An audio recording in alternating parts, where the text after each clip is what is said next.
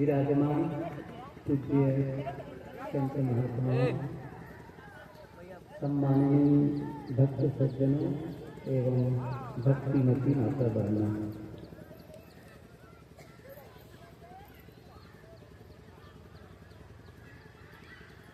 कल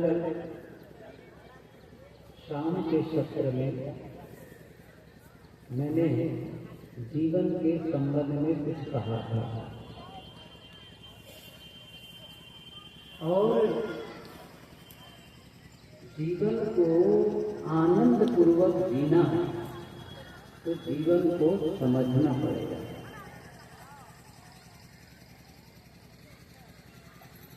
और सुकरात ने कहा है जिस जीवन को समझा नहीं गया है, जिस जीवन को समझा नहीं गया है वह जीवन व्यर्थ है। आप नहीं समझे इसका मतलब नासमझी पूर्वक जी रहे हैं, सीधी सी बात है। एक है समझदारी से जीना और दूसरा है समझ पूर्वक जीना। और मैं इसलिए इस पर जोर दे रहा हूँ। अभी किसी संत से मैं सुन रहा था, कोई बोल रहे थे, वही से आवाज जा रही थी, सदगुरु कबीर की ये पंक्ति, सकलो दुर्मति दूर करूं अच्छा जन्म बनाओ, काग गौण गति क्षाण के हंस गौण चली आओ। यहाँ जो अर्धांगिनी है, अच्छा जन्म बनाओ, जन्म तो अच्छा ही मिला है मनुष्य का। अर्थ क्या है यहाँ? जीवन को अच्छा बनाओ। अच्छे जीवन में अच्छे परिणाम आएंगे, गलत जीवन में गलत परिणाम आएंगे। कभी कभी मैं लोगों से ये पूछा करता हूँ, आप अच्छा जीवन जी रहे हैं या अच्छा जीवन नहीं जी रहे हैं, इसे आप कैसे जानते हैं? मैं फिर से दोहराता हूँ, आप अच्छा जीवन जी रहे हैं या अच्छा जीवन नहीं जी रहे हैं, इसे आप कैसे जानते हैं? मैं बताऊं, सच क्या है, जानते ही नहीं है। कभी ऐसा प्रश्न अपने से किए नहीं है। लोग ये तो पूछ लेते हैं कि परमात्मा कहाँ है, कैसा है, आत्मा क्या है, या मुक्त होने के बाद में आत्मा कहाँ रहेगी। बहुत सारे प्रश्न पूछ लेते हैं, स्वर्ग और नरक की बातें कर लेते हैं, जीवन की बातें नहीं करते हैं, जीवन की बातें नहीं करते हैं। जैसे मैं अभी यहीं पर एक चर्चा करने लग जाऊं राजनीति की, तो बहुत से लोग बैठे हैं जो राजनीति की बहुत बातें जानते हैं और राजनीति की बारीकी से विश्लेषण कर सकते हैं। मैं यदि राजनीति को छोड़ करके सिनेमा की चर्चा करने लग जाऊं तो आप लोगों में से कई लोग होंगे जो सिनेमा के विषय में भी बारीकी से वर्णन करने लग जाएंगे। नया फिल्म कौन आ रहा है, कौन एक्टर है, कौन एक्ट्रेस है, कौन विलेन है, कौन गीत है, सब बताएंगे। मैं उसे भी छोड़ करके यदि खेल पर चर्चा शुरू कर दूं तो खेल पर लोग बताने लग जाएंगे कि आज कौन सा खेल, कौन खिलाड़ी क्या कर रहा है। ये सारी बातें वो खेल के संबंध में बता सकते हैं। लेकिन उन्हीं लोगों से पूछा जाए जीवन क्या है तो फिर बताना कठिन है। जीवन क्या है हम जानते ही नहीं, जीवन क्या है, जिए चले जा रहे हैं। मैंने पूछा ना अभी, अच्छा जीवन जी रहे हैं या अच्छा जीवन नहीं जी रहे हैं। अच्छा, कंजक्ट लोग बोल देंगे मैं अच्छा जीवन जी रहा हूँ।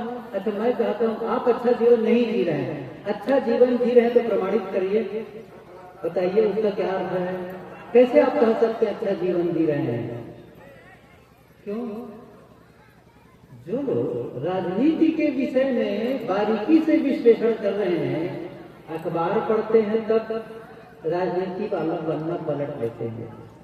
टीवी देखते हैं तो राजनीति के लिए समाचार सुन लेते हैं, मोबाइल में भी राजनीति के बारे में सुनते हैं। सिनेमा के बारे में ज्यादा जानने वाले लोग सिनेमा वाला पन्ना पलट लेते हैं अखबार में, उसके बारे में जानकारी हासिल करते चले जाते हैं। चाहे मोबाइल हो चाहे आप टीवी हो, सिनेमा पर आपका आकर्षण है, इसलिए आप उसके बारे में ज्यादा जानते हैं। ऐसे ही खेल के विषय में है, खेल के विषय में ज्यादा जानते हैं, खेल वाले पन्ना पलट लेते हैं। जीवन का पाठ तो पढ़ाया ही नहीं गया और इसीलिए लोग जीवन जी रहे हैं, लेकिन उनसे पूछा जाए सार्थक जीवन किसे कहते हैं। जब मैं विद्यालयों में बोलने जाता हूँ, कभी कभी अवसर मिलता है कि विद्यालय वाले बुलाते हैं बोलने के लिए। पिछले साल फरवरी में एक कॉलेज में गया था, भिलाई में है उदय महाविद्यालय। वहां पर बीएड के बच्चों को एड्रेस करना था, उनको बोलना था। विषय दिए थे, विषय रहा एजुकेशन,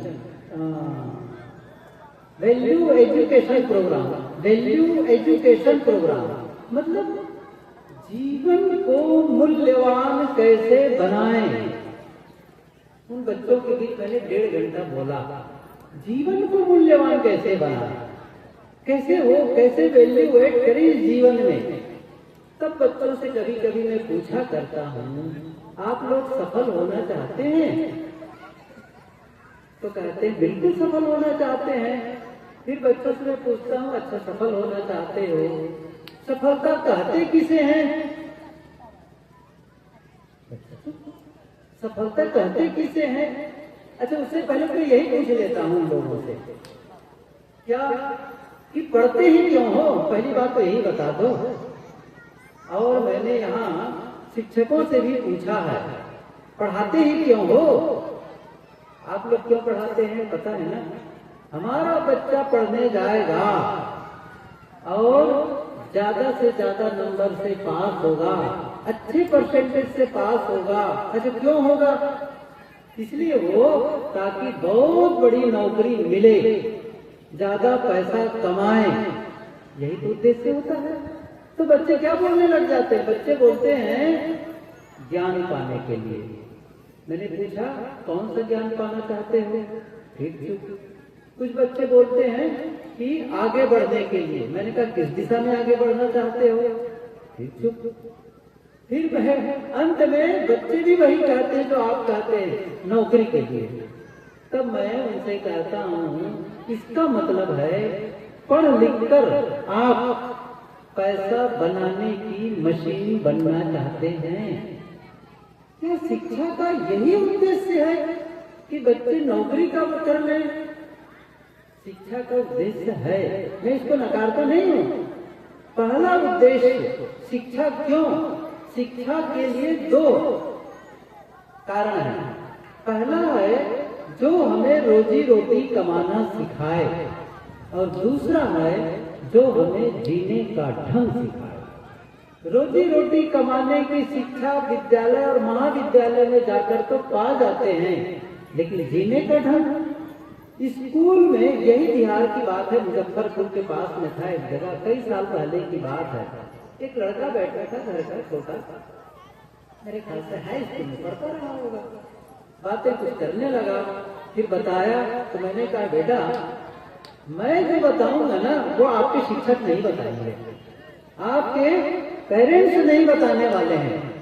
कहा, उन्होंने क्या कहा, टीचर से तो केवल सिलेबस कंप्लीट करा देते हैं बस। अब आपके बच्चे क्या कर रहे हैं उनसे मतलब नहीं है, उनको है, उनको तनख्वाह मिलती है सिलेबस पूरा कराने के लिए। और इसीलिए मैं कभी कभी शिक्षकों से कहता हूँ कि आप बहुत बढ़िया प्रोफेशन में हैं, आपकी जिम्मेदारी मिल गई है सुंदर राष्ट्र के निर्माण में, सुंदर समाज के निर्माण में, सुंदर परिवार की रचना करने में। 3 लोग हैं, यदि ये 3 सुधर जाना हमारे देश का नक्शा ही बदल जाए, देश की स्थिति ही बदल जाए। तो कौन 3 है? माता पिता और शिक्षक, बस ये तीन आज ध्यान दे दें तो इसका रिजल्ट हमारे देश में 20 साल बाद आएगा। वो चीजें नहीं बताई जा रही है, फिर कैसे काम बनेगा?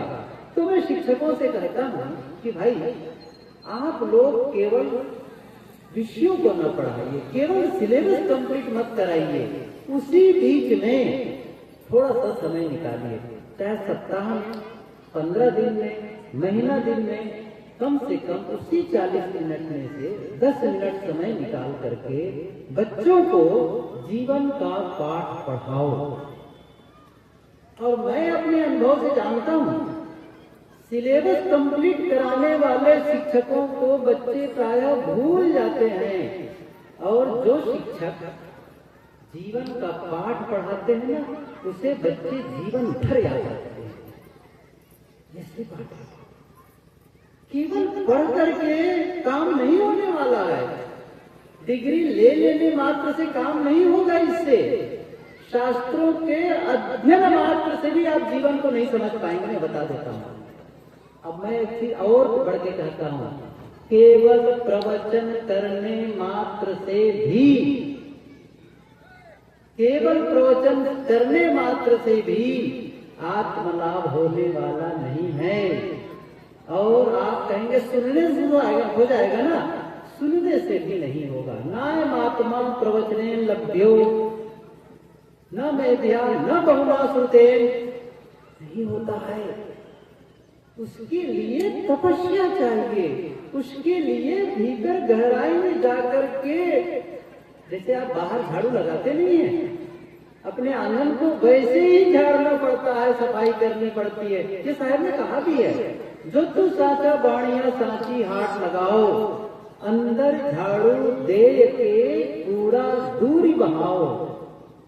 जो अन्य से शरीर हम जो यहाँ पर कचरे इकट्ठे कर लिए हैं, विकारों का एक साम्राज्य स्थापित कर लिए हैं, उसे साफ करना होगा। ये केवल वक्तव्य देने से नहीं होगा, शास्त्रों के अध्ययन मात्र से नहीं होगा। पटका पाटका से चान्य शास्त्र विचिंतिका सर्वे व्यष्टिनो मूर्खा यह क्रियावान स्वपंडिता। पढ़ने वाले पढ़ाने वाले व्यक्ति और मूर्ख हैं। ये महाभारत में बात आई है। ये विषय मेरा अलग हो जाएगा, मैं वापस आता हूँ। मैंने जो कहा था कि बच्चों से पूछता हूँ कि सफल होना चाहते हो तो सफलता किसे कहते हैं? सफलता किसे कहते हैं? वो उत्तर ही नहीं दे पाते हैं। मैंने कहा अभी तो मैंने शुरुआत की है, आगे एक और प्रश्न है मेरा, सफल जीवन की परिभाषा क्या है? सफल जीवन की कब मानोगे कि मैं सफल जीवन जी रहा हूं? कब मानोगे? या किसे देखकर कहोगे कि वो जीवन सफल जी रहा है? मैंने कहा था ना, जीवन का पाठ नहीं पढ़ाया जा रहा है। और तब कैसे जानेंगे कि मैं अच्छा जीवन जी रहा हूं या अच्छा जीवन नहीं जी रहा हूं? ये मेरा मूल प्रश्न था। अच्छा जीवन जी रहे हैं या अच्छा जीवन नहीं जी रहे हैं? बड़ा सरल है जानना। वो क्या है? एक तरीका है। क्या? जीवन में आने वाला परिणाम। जीवन में जो रोज रोज रिजल्ट आ रहा है ना, जो आप रोज महसूस कर रहे हो, जो रोज आप अनुभव कर रहे हो, वो क्या है? कैसा अनुभव हो रहा है? यदि आप दुख का अनुभव कर रहे हो, अशांति का अनुभव कर रहे हो, परस्पर में लड़ाई झगड़े का अनुभव कर रहे हो, बीमारी का अनुभव कर रहे हो, गरीबी का अनुभव कर रहे हो, इसका मतलब है आप जीने का सही ढंग से जीवन नहीं जी रहे हैं, क्योंकि रिजल्ट अच्छा नहीं आ रहा है। सीधी सी बात है। कोई कह सकता है मैं बहुत सत्संग करता हूँ, बहुत ध्यान करता हूँ, बहुत अध्ययन करता हूँ, बहुत सेवा करता हूँ। ये मत बताओ मैं क्यों कह रहा हूँ। एक विद्यार्थी है, जरा पूछो, विद्यार्थी साल भर मेहनत करता है, जब परीक्षा होती है रिजल्ट आता है तो क्या हुआ? फेल हो गया। पूछा गया बेटे तुम फेल कैसे हो गए? क्या उत्तर देता है? मैंने बहुत मेहनत की थी, ठीक से पढ़ाई की थी और ठीक से उत्तर लिखा था। क्या कहा जाता है? ये मत बताओ तुमने कितनी मेहनत की थी, तुम्हारा रिजल्ट बता रहा है। सीधी सी बात है, रिजल्ट क्या बता रहा है? तुम फेल हो। ऐसे ही आप क्या कह रहे हैं, मैं बहुत सत्संग करता हूँ, बहुत ध्यान करता हूँ, बहुत दान करता हूँ, तीर्थों में घुमाया है, बहुत सेवा करता हूँ। ये मत बताओ रिजल्ट क्या रहा है। यदि आप सुख शांति का अनुभव करते हैं, सुंदर स्वास्थ्य का अनुभव करते हैं, समृद्धि का अनुभव करते हैं और आपस में रिश्तों में मधुरता का अनुभव करते हैं, परस्पर प्रेम का अनुभव करते हैं, तब कहा जाएगा आप अच्छा जीवन जी रहे हैं। और मैंने कहा ना, जीवन का पाठ नहीं पढ़ाया जाता है, सार्थक जीवन कैसे जिए, ये एक अहम प्रश्न है हमारे लिए। किसी भी पंथ के हों, फिर से मैं थोड़ा सा बाउंड्री खोलता हूँ, किसी भी पंथ के हों, इससे क्या फर्क पड़ जाएगा? आप किसी के पुजारी हो, किसी भी देवी देवता के उपासक हो, क्या होगा इससे? आप पूजा करते हो, क्या मात्र इसी से आपका काम बन जाएगा? क्या आप मन निर्मल हो जाएगा? मन की पवित्रता हो जाएगी? नहीं होने वाला। जब तक आप मन के तह में नहीं जाओगे, भीतर झांकोगे नहीं और वहां जाकर के उसकी सफाई नहीं करोगे अंतस में, तब तक वो मैल जाने वाला नहीं है। क्योंकि अंदर में जब होता क्या है, इसको समझो। जब आप अकेले बैठते हैं क्या होता है बताइए? जब काम करते हैं तो काम में लगे रहते हैं, चाहे वह भोजन बनाती ही माताएं, झाड़ू लगाती हैं, कपड़े धोती हैं, रोटी पर कुछ भी काम करती हैं, काम में लगा है और सारा काम से छुट्टी पा जाएगा। आप भी ऑफिस में काम करते हैं, किसी कारखाना में काम करते हैं, खेत में काम करते, कहीं भी सबसे छुट्टी पा गए। जब अकेले होते हैं, कोई काम नहीं है, तब क्या आता है भीतर? आप देखिए, आप क्या शांत रह पाते हैं, खुश रह पाते हैं? किसी की याद नहीं आती है ना? किसी की याद ना है, सबसे बढ़िया। क्यों याद करने की जरूरत है? अकेले बैठे चुपचाप सड़क की याद कर रहे हैं, पेड़ पौधे की याद कर रहे हैं, पशुओं की याद कर रहे हैं, लड़ाई झगड़े की याद कर रहे हैं। क्यों याद करने की जरूरत है? क्या कहना आ रहा है? क्या जरूरत है उसकी है? किसने क्या कहा था 2 साल पहले? उसने मुझे गाली दी थी, उसने मुझे अपमान किया था, उसने मेरा नुकसान किया था। कब किया था? 2 साल पहले, 4 साल पहले। और अभी भी क्या है? मैं उसके घर नहीं जाऊंगा, मैं उनसे बात नहीं करूंगा। कितनी दुश्मनी अभी बना के रखे हुए हैं। सोचिए जरा इस चीज को, कैसे उसको होल्ड करके रखे हुए, बचा करके। उसने मुझे ऐसा कहा था। साहब ने बहुत अच्छी बात कही है, करत करे थे गड़ी रही वचन वृक्ष की फांस। ये पंक्ति सुनिए साहब की, कैसे वो शब्दों के शिल्पकार थे, कमाल के। लोग भले कहते हैं पढ़े लिखे नहीं थे, लेकिन जो उनका शब्द चयन है ना, आज के बड़े बड़े ये पीएचडी करने वाले भी माथा ठोकते हैं। नहीं, क्या कर रहे हैं?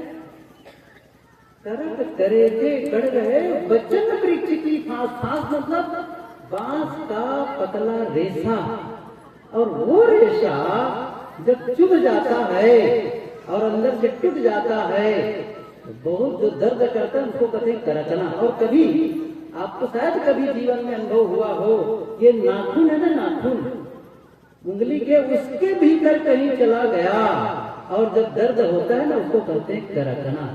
शायद कहते हैं बांस का फांस नहीं है, वो उंगली में नहीं चुभा है, कलेजे में चुभा है। कौन सा?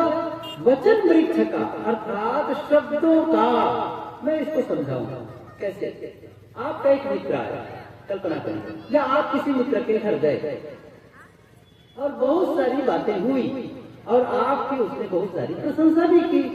आप सब कुछ अच्छा करते हैं, परिवार बढ़िया है, बढ़िया मकान बना चुके हैं, खेती भी अच्छी है और बहुत सारे आपके नेक कामों की उन्होंने प्रशंसा की। कितनी बार? मान लो कल्पना करें, उसने 9 बार आपकी प्रशंसा की। अब जब चलने का वक्त आया तो क्या कहते हैं? चलने के पहले ये सब तो ठीक है, लेकिन तुम वज्र मूर्ख हो। क्या कहा? चलते वक्त क्या कह दिया? तुम वज्र मूर्ख हो, और चला गया। मैं पूछूं आपको, किस बात को ज्यादा याद रखेंगे आप? किस बात को ज्यादा याद रखेंगे? उसने प्रशंसा की, उसको ज्यादा याद रखेंगे? क्या कहेंगे? उसने मुझे मूर्ख कहा और धंस गया जाकर के। कहाँ धंस गया? वचन में बहुत सारी बातें हैं, उन्हीं में से एक वाक्य क्या आ गया? तुम वज्र मूर्ख हो, तुम बेवकूफ हो। क्या कहते हो? कहाँ जाके धर गए? कलेजे में। समझ रहे हैं ना? और ये बहुत सारी बातें और भी हैं। किसी ने कहा ये पूजा कर लो, ये पाठ कर लो, ये मंत्र जप लो, बस वो धंसा हुआ है। कितने लोग जाते हैं। आज सुबह एक बिटिया आई थी, वो काला धागा पहनी हुई थी। मैंने कहा काला धागा क्यों पहने हैं? क्या बताएं, दादी ने पहना दिया है, पैर में दर्द हो रहा था। अब बताओ, काला धागा पहनने से दर्द चला जाता है? सारे अस्पताल बंद कर दो, फिर तो क्या जरूरत है फिर अस्पतालों की? काला धागा पहनने से बीमारी चली जाए, काला धागा पहनने से एक्सीडेंट न हो, मतलब ये क्या है? कलेजे में तो धंसा हुआ है, यही तो धंसा हुआ है बस। और ये हम धोते चले जा रहे हैं। ये व्रत कर लो। अभी वहां था कस्बा में, तो कुछ माताएं मिलने आई, तो मैंने कहा भोजन सब लोग कर रहे हैं, आप भी भोजन कर लीजिए। आप तो कहें साहब आप भोजन नहीं करना, क्यों? एकादशी। अच्छा एकादशी। मैंने कहा और कितना व्रत? तो कहे कि गुरुवार को भी रहते हो। दूसरी बैठी थी, आप करती हो मंगलवार को। अच्छा हनुमान जी के लिए? हाँ। अब देखिए हनुमान जी खुश होंगे। मैंने कहा न खाना, व्रत करना कोई गलत नहीं, कोई गलत नहीं, उपवास करो। थोड़ा से खाते खाते पेट की स्थिति बिगड़ गई। न खाना, ये प्राकृतिक चिकित्सक वाले कहते हैं कि लंघनम परम औषधम। भूखा रहोगे तो स्वास्थ्य ठीक रहेगा, ये कोई गलत नहीं है। लेकिन इस आशा से अमुक तिथि को मैं उपवास करूंगा, व्रत करूंगा, तो उसका परिणाम ये आएगा। अमुक देवता के नाम से मैं उपवास करूंगा, व्रत करूंगा, तो मुझे ये परिणाम आएगा। ऐसे भ्रम में अटके हुए हैं। कितना हम एक ऐसे मार्ग को पकड़ लेते हैं जो केवल भटकाव वाला मार्ग है। क्यों? जीवन की समझ नहीं है। इस यूनिवर्स के बारे में हम नहीं समझ पाते हैं। सत्य का उद्घाटन नहीं हुआ है जीवन में। कैसे ये काम करती है पूरी सृष्टि, यदि इसको समझ लिया जाए तो किसी भ्रम में पड़ने की जरूरत नहीं है। मैं कह रहा था कि हमारा जीवन इतना महत्वपूर्ण है, इस जीवन को बर्बाद करने से। आप प्रश्न करने आए कि बंद ही करने आए? बैठ गए, बात कर लेना। जब रोक रहे हैं देखो आपको भी ध्यान रखना है। ये जीवन को एक निवेदन है, बर्बाद होने से बचाओ, बस बर्बाद होने से बचाओ। और जब आप अकेले बैठे तो आप शांत, एकदम शांत, किसी की याद ना आए, और याद आए भी तो उनके प्रति प्रेम का भाव जगे, मैत्री का भाव जगे, उनके प्रति सहयोग का भाव जगे, करुणा का भाव जगे, नफरत का भाव न जगे, द्वेष का भाव न जगे, घृणा का भाव न जगे। जब आपके मन में द्वेष, नफरत और घृणा के भाव जगते हैं, ये जानते क्या है? ये मानसिक जहर है। और मैं आपको बताना चाहूंगा, ये पूजा पाठ करने मात्र से दूर होने वाला नहीं है। सद्गुणों की स्थापना मैं और थोड़ा सा क्लियर कर देना चाहता हूँ। किसने कहा है कि ये धर्म है? किसने कहा है? किस शास्त्र में लिखा है कि नदी में नहा लेना धर्म है? ये अमुक मूर्ति की पूजा कर लेना धर्म है? अमुक माला को फेर लेना, मंत्र जप करना धर्म कहाँ लिखा है? बताइए मुझे, किस शास्त्र में लिखा है? ये धर्म है ही नहीं है, ये आपके कर्म कांड है। बस किसी मत के कोई कर्म कांड, किसी मत का कोई कर्म कांड, सब अपने अपने कर्म कांड में उलझे और क्या माने धर्म। ये धर्म है ही नहीं है। धर्म की परिभाषा शास्त्र में बिल्कुल अलग आई है। क्या है? लक्षण बताते मनुस्मृति में तो धृति, क्षमा, दमो अस्तेय, शौचम, इंद्रिय निग्रह, दिन विद्या, सत्यम, क्रोधो, दष्टम, धर्म लक्ष्मी लक्षण। आप में धैर्य है, इसका मतलब है आप धर्म के पथ पर चल रहे हैं। केवल याद करने से नहीं, याद करने से नहीं। जैसे मैंने मंत्र बोल दिया तो क्या मैं धार्मिक हो गया? क्या धार्मिक उससे नहीं हो गया। वो जो मैंने बोला, जो शास्त्र में लिखा है, वह मेरे जीवन का हिस्सा हो जाए। अर्थात अब मैं धैर्यवान हो गया। जब कोई मानसिक उद्वेग आए मैं धैर्य साध सकूं। जब मुझे कोई कटु बोले मैं धैर्य धारण कर सकूं। कटु उसने बोला, कटु मैंने बोला, बात बराबर हो गई। उसने गाली दी, मैंने गाली दी। कहाँ है धर्म? कहाँ रह गया धर्म? उससे नहीं होने वाला है। कबीर साहब की पंक्ति याद करो। साहब ने क्या कहा है? आवत गारी एक है, उलटत होय अनेक, कहाँ ही कबीर ना उलट ये, वही एक की एक। अब देखो धर्म की स्थापना कैसे खराब कर रहे हैं। गाली आती है तो एक आती है, और जब आप उलट देते हैं तब फिर वो डबल हो गई, उलटने लगे, अनेक होने लग गई। अच्छा, आपने गाली दी, फिर वहां से गाली आई, फिर आपने दी, फिर आपने उसने गाली दी। अगर गाली का सिलसिला कब तक चलेगा? आंख, महात्मा गांधी ने कहा, आंख के बदले आंख पूरी दुनिया को अंधा बना देगी। पूरी दुनिया को कहीं रुको, तो कहते आप रुक जाओ ना, खुद रुक जाओ। ये कब होगा? धैर्य। आप शांत। क्यों? क्योंकि गाली देने के संस्कार उनके हैं। उनके अंदर में ऐसे संस्कार नहीं आ पाए। उनके माता पिता ने वो संस्कार नहीं दिए। उनके परिवार के लोगों ने उन्हें ये पाठ नहीं पढ़ाया।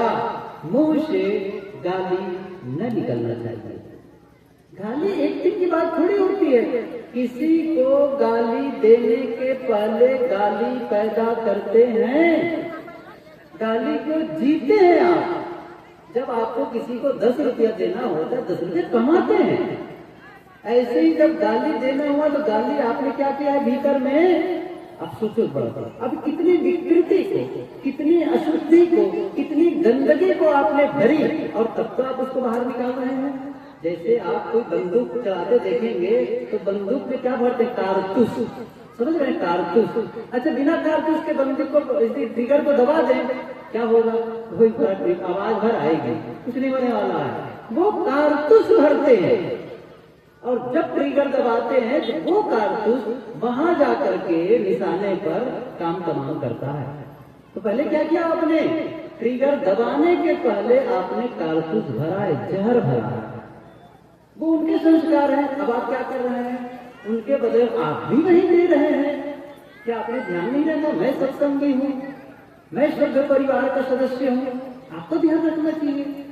साहब ने क्या कहा है? वो तो वैसा ही हुआ, तू मति वो अयान, वो निर्गुणिया तय गुणवंता मते कई निशान। वो तो वैसा ही हुआ, वो अयान है, वो ज्ञानी है, वो नासमझ है, वो गलती कर सकता है। मैं कैसे गलती करूं? मैं सत्संगी हूं, मैं श्रद्धेय परिवार से आया हूं, मेरे पास माता पिता ने संस्कार नहीं दिए हैं, मैं गाली नहीं निकालूंगा। ये उनका विषय है। मैं बताऊं, ये है आपकी धर्म। धर्म की स्थापना यहाँ क्यों? धैर्य रखे आपने, धैर्य रखा आपने। और ये ऐसे नहीं हो जाएगा कि आप गाली नहीं देंगे। प्रतिक्रिया, रिएक्शन लेस होना कोई सरल काम नहीं है। हर आदमी प्रतिक्रिया में जी रहा है हर समय। नहीं, सहनम सर्व दुखा नाम अप्रतिकार पूर्वकम। स्वामी शंकराचार्य ने कहा है, सहनम सर्व दुखा नाम अप्रतिकार पूर्वकम। ये प्रतिकार नहीं सो, लेकिन उसके बारे में भीतर में कोई प्रतिक्रिया न जगे। इसलिए कि बाहर से तो गाली नहीं दी मुंह से, लेकिन अंदर अंदर में आप, अंदर अंदर आप गाली दे रहे हैं। सफलता नहीं मिलेगी, ये पूर्णता नहीं है, ये पूर्णता नहीं है। अंदर से भी उनके प्रति करुणा जगे। ये तो मैं कहा था, धृति क्षमा दम, क्षमा का भाव जग जाए, करुणा का भाव जग जाए। ये धर्म है। किसने कहा है कि अमुक मूर्ति की पूजा कर लेना धर्म है कहा करके?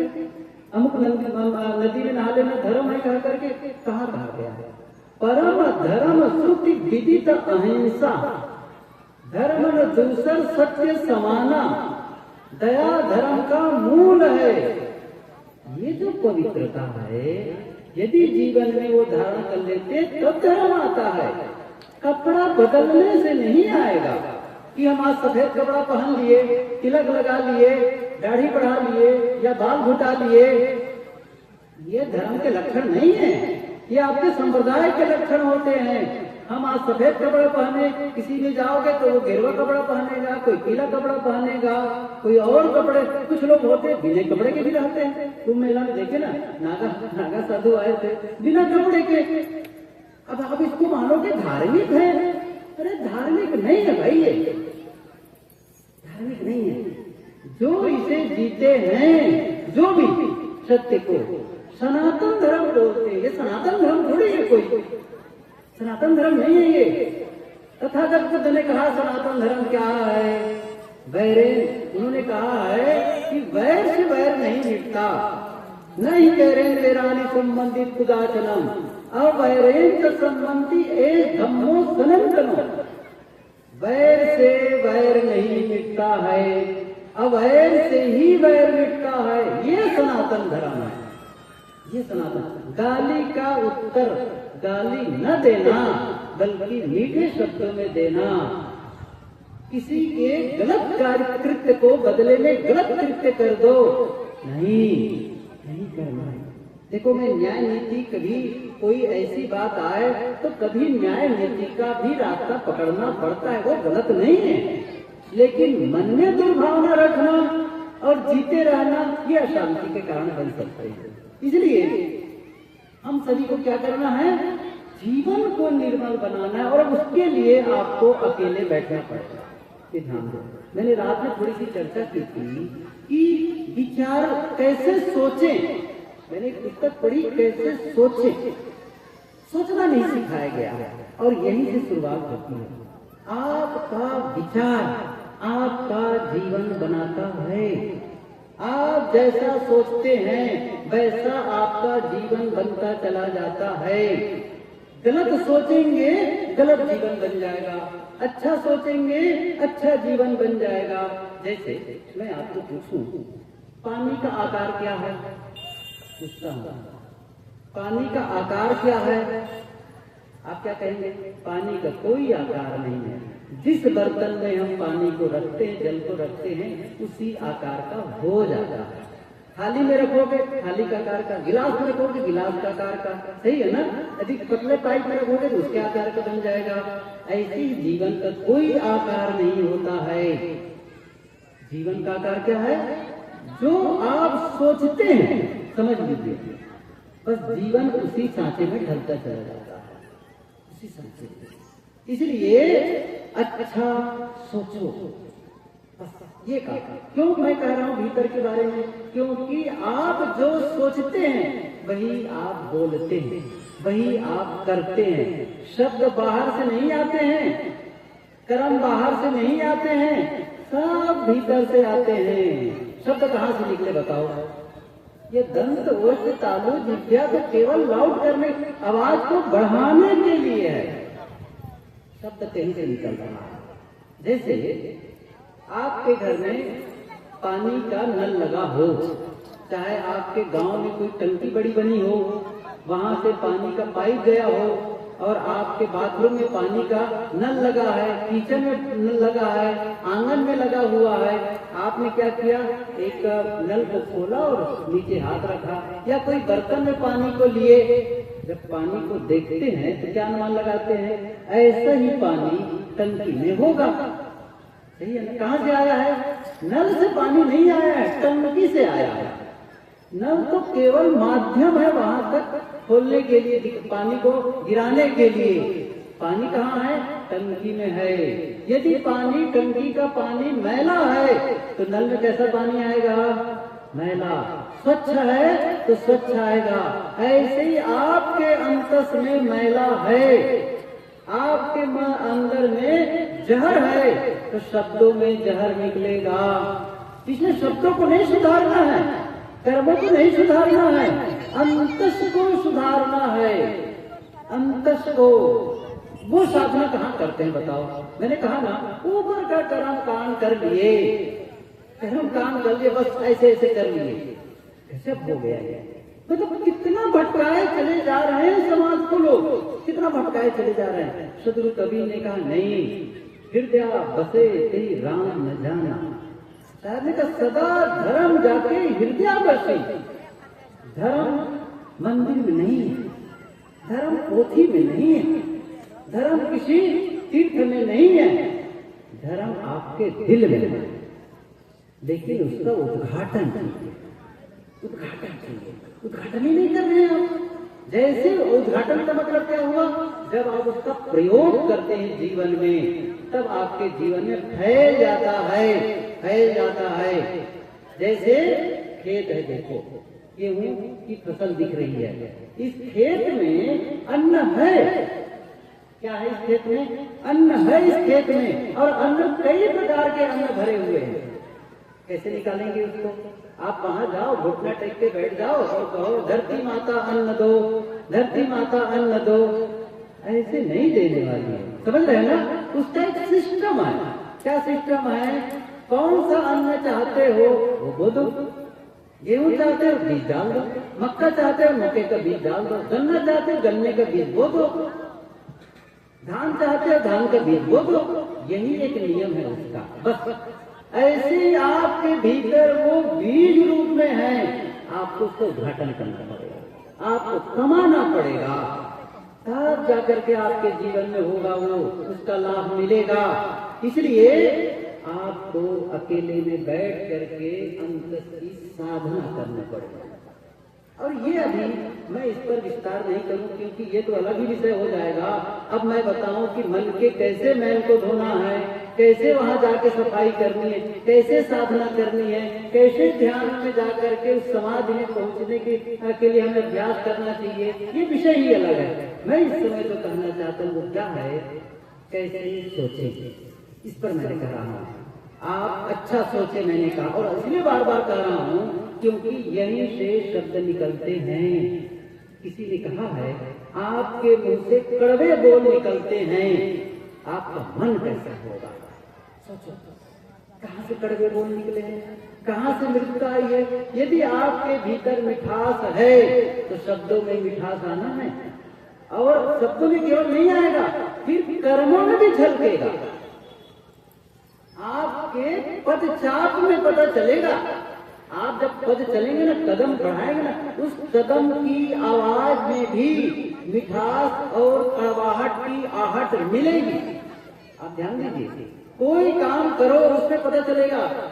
माताएं, आप लोग ध्यान दे रही है मेरी ओर?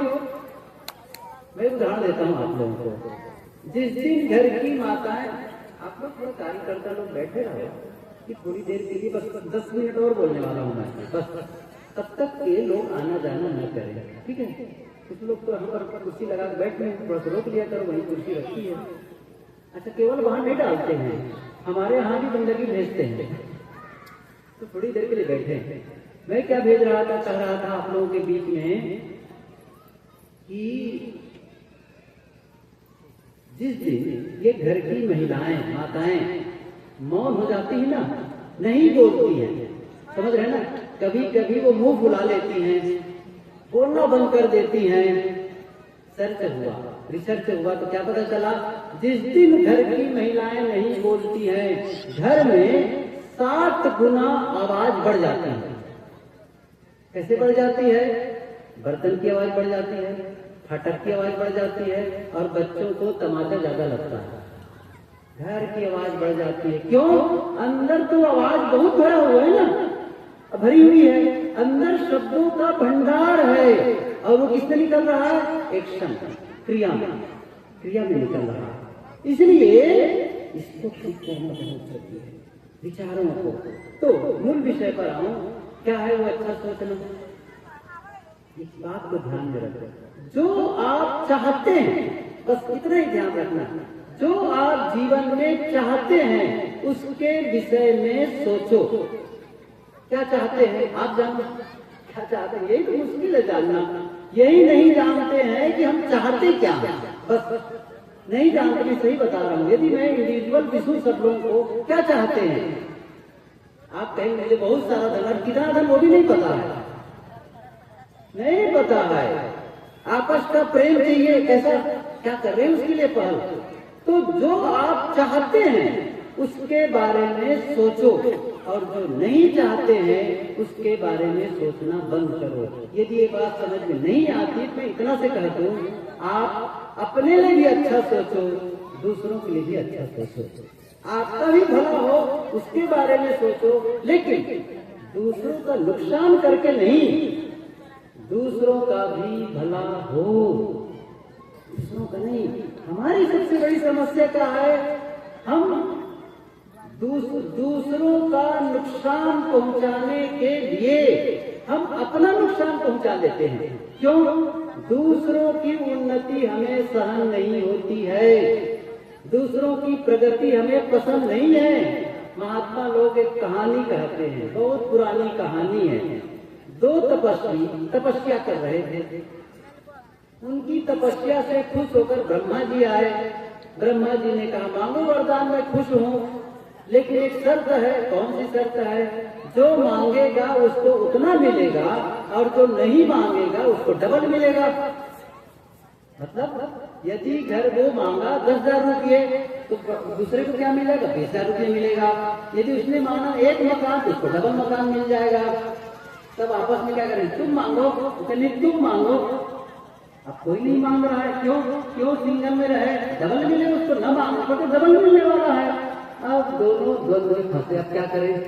तब बहुत देर तक हो गई। ब्रह्मा ने कहा अब मैं जा रहा हूँ, समय खत्म हो रहा है, मांगना है मांग लो। एक तपस्वी ने कहा ब्रह्मा जी आप यदि खुश हैं तो एक काम करें, मेरी एक आंख फूट जाए। क्या कहा? मेरी एक आंख फूट जाए। अब क्या हुआ? पड़ोसी की दोनों आंख फूट गई। समझ रहे हैं ना? दोनों आंख। उनको ये सहन नहीं था मेरे लिए एक अच्छा मकान बन जाए, उनका दूसरा दो बन जाएगा। तो क्या कहा? अपना नुकसान करके हम दूसरों का नुकसान करा देते हैं। कितना गलत विचार है, कितना कलुषित विचार है। मैं वही कह रहा हूँ, अपने लिए भी अच्छा सोचो, दूसरों के लिए अच्छा सोचो। ये धर्म है, समझ लीजिए। दूसरों के अहित को सोचना समस्या क्या है हमारे साथ में बताता हूँ। हम लोग जब अकेले दूसरों की समीक्षा करने लग जाते हैं, दूसरों के गुण दोषों की हम अवलोकन करने लग जाते हैं, और उनकी बुराइयों के विषय में सोचने लगते हैं। वो ऐसा है, वैसा है, ऐसा करता है, वैसा करता है। सारे उनके अवगुणों को दिमाग में हम फेंकते रहते हैं। परिणाम क्या होता है? उनका जो अवगुण है ना, हम भीतर बसाने लग जाते हैं। ये हमारी वही कर्म साधना अकेले करने की जरूरत है। बहुत कम लोग होंगे, ऐसे लोग तो मिलेंगे जो घर में मंदिर या मूर्ति या चित्र रख लेंगे और पूजा कर लेंगे, व्रत कर लेंगे। लेकिन ऐसे बहुत कम लोग मिलेंगे जो आत्म साधना के लिए समय निकाले और अंतर की पवित्रता के लिए मेहनत करें। और जब हम गलत बोलते हैं, गलत काम करते हैं और गलत शब्द बोलते हैं, तो जीवन में जब गलत परिणाम आने लगता है, तब क्या कहते हैं हम? दुनिया के लोग हमारे साथ सही व्यवहार नहीं कर रहे हैं, दूसरों को दोष। फिर और उतना ही नहीं है, फिर क्या कहेंगे? तांत्रिकों के पास जाएंगे, साधुओं के पास जाएंगे, और क्या कहेंगे? मैं बहुत दुखी हूँ। और वो लोग बैठे हुए हैं, या हाथ दिखाने जाएंगे, मेरा हाथ देखो, भविष्य कैसा है, मैं बहुत दुखी हूँ। अब वो लोग बड़े इंतजार में बैठे रहे, ये आए कोई मुर्गा को फंसाए। क्या कर रहे हैं? ये ठीक हो जाएगा, ऐसा कर लो, वैसा कर लो, ये पाठ कर लो, वो पूजा कर लो, इतना दक्षिणा कर दो, उनको भोजन कर दो। अब ये विस्तार की जरूरत है, सब समझते हैं इस चीज को। क्या आप पूजा के बल पर अपने पाप को काट पाओगे?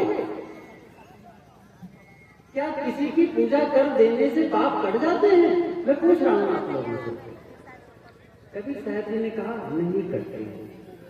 आपन कर्म न मेटो जाई, कर्म के लिखा मिटे धो कैसे, जो युग कोटि सिराई। और वो पंक्ति याद न भी हो आप लोगों को, लेकिन ये पंक्ति तो मेरे ख्याल से सबको याद होना चाहिए। और नहीं है तो कर लो, काम आएगा। लिख लो अपनी डायरी में, दीवार में जा करके, कबीर कमाई आपनी निष्फल कभी न जाए, बोया पेड़ बबूल का आम कहाँ से खाए। स्कूल की पढ़ाई में ही हम याद कर लिए थे, बोया पेड़ बबूल का आम कहाँ से, कांटे का बीज बो करके कभी भी फूल नहीं पा सकते। ये नियम है, ये नियम कभी साहब ने नहीं बनाया है, ये कुदरत का नियम है। हम पढ़ ही नहीं पा रहे थे, कबीर साहब जी ने इस ढंग से बताया ताकि हमारी समझ में आ जाए। बस यही काम है। यही मैंने कहा था ना, जीवन का पाठ, जीवन की पोथी पढ़ना सीखो। ये बाहर की पोथी काम नहीं आएगी। बाहर की पोथी का केवल एक काम है, क्या? वो हमें जीवन की पोथी पढ़ना सिखा दे, बस। जब आप कोई चीज चाकू से काटते हैं और हाथ कट जाता है तो दर्द होता है, सही है कि नहीं? ये सीख है, मतलब हाथ के कटने में दर्द होता है, इसका मतलब है दूसरों को भी दर्द होता है। बस ये सीख है, दूसरे के साथ दर्द का व्यवहार मत करो, दूसरे को मत काटो, दूसरों को तकलीफ मत दो। आपका अपमान कोई कर देता है, अच्छा नहीं लगता, ये सीख है जीवन की। अब क्या करना है? दूसरों का भी अपमान न करो, बस सीधी सी बात है। आपकी कोई प्रशंसा करता है, आप खुश हो जाते हैं, दूसरों का भी करोगे। यही तो जीवन का पाठ है, यही करना है हम सबको। तो मैं कह रहा था, आप पूजा पाठ करके आप कहेंगे मेरा जीवन सुधर जाएगा या मेरे पाप कट जाएंगे, ये झूठा आश्वासन आप कोई देता है, आप उनसे दूर हो जाए। मैं एक उदाहरण दूं और बंद करूं। बहुत सारे उदाहरण हैं लेकिन एक ही बहुत होगा। घर में एक मंदिर बना के रखे थे और पति पत्नी दोनों उसकी पूजा करते थे। रोज सामने जाकर के हाथ जोड़ लेते थे, पूजा करते थे और कुछ मंत्र जप करते थे। छोटा बच्चा था उनका, बच्चे ने पूछा, मम्मी भगवान की पूजा क्यों करती हो? बच्चे बड़े मासूम होते हैं, क्या कहा? भगवान की पूजा क्यों करती हो? मम्मी ने कहा कि भगवान सर्वज्ञ है, सर्वशक्तिमान है, सब कुछ कर सकता है, हमारे बिगड़े काम को बना देता है, हमारी कामनाओं की पूर्ति कर देता है, इसलिए भगवान की पूजा करते हैं, भगवान खुश रहेंगे तो हमारी कामनाएं पूरी होंगी। उस बच्चे ने कहा, सुन लिया, उसने भी समझ लिया कि भगवान की पूजा क्यों होती है। एक बात को उसने पकड़ लिया, बिगड़े काम को भगवान बना देता है। अगले दिन से वो बच्चा भी हाथ जोड़ करके मंदिर के सामने, भगवान के सामने, मूर्ति के सामने वो पूजा करने लगा। बस एक दिन, 2 दिन, 3 दिन, और अंदर में कुछ ऐसा कुछ जप टाइप का करता था, मंत्रोच्चार टाइप का। तो उसकी मम्मी ने कहा, बेटा तुम्हें कौन सा भगवान की पूजा कर रहे हो, तुम क्या मांग कर रहे हो, तुम्हारा क्या हो गया है और क्या कर रहे हो अंदर मंत्र में? तो उसने क्या कहा, मम्मी आप ही ने तो कहा था भगवान बिगड़े काम को बना देता। हाँ बना देता है। मैंने हुआ क्या है, पिछले सप्ताह में स्कूल में टेस्ट हुआ था, परीक्षा हुई थी। प्रश्न आया था कि भारत की राजधानी कहाँ है, और मैंने गलती से लिख दिया पटना। अब मैं भगवान से प्रार्थना कर रहा हूँ, हे भगवान पटना काट करके दिल्ली बना दो, हे भगवान पटना काट करके दिल्ली बना दो। मम्मी भगवान पटना काट के दिल्ली तो बना देगा ना? आप लोग बताओ, बनाएगा नहीं बनाएगा? देखो नहीं कह रहे हैं, समझ रहे हैं ना? यहाँ ईमानदारी, समझ रहे हैं ना? और वहां जाएंगे, हे भगवान मुझे माफ करना मेरी गलती को। जब वो पटना काट करके दिल्ली नहीं बना सकता है तो क्या आपके पाप को काट करके पुण्य में बदल देगा? साहब इसलिए कहते हैं अपन कर्म में मेट हो जाएगी, कर्म का लिखा मिठा दे जो ये कोटि सिराई।